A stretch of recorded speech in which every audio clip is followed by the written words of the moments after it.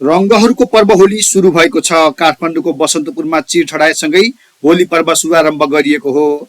काठमाडौँको बसन्तपुरमा मंगलबार बिहान 7:13 शुभ साइडमा चिर ठडाइएको हो। मानन्दर समुदायका व्यक्तिहरूले रङ्गीचङ्गी ध्वजासहितको चिर ठडाएर एक अर्कालाई अबिर लगाई होली सुरु भएको जनाउ दिएका हुन्। यस दिनमा पशुपति, हनुमान ढोका दरबारको सुन्दरी चोक, ललितपुरको पाटन दरबार क्षेत्रको कृष्ण मन्दिर प्राङ्गणमा पनि रङ्गीचङ्गी कपडा झुन्नाएर होलीको आगमन जनाउ दिने परम्परा रहेको छ। यस वर्षको होली पर्व हिमाली र पहाडी जिल्लामा फागुन 18 र तराई क्षेत्रमा फागुन 19 गते मनाइँदैछ।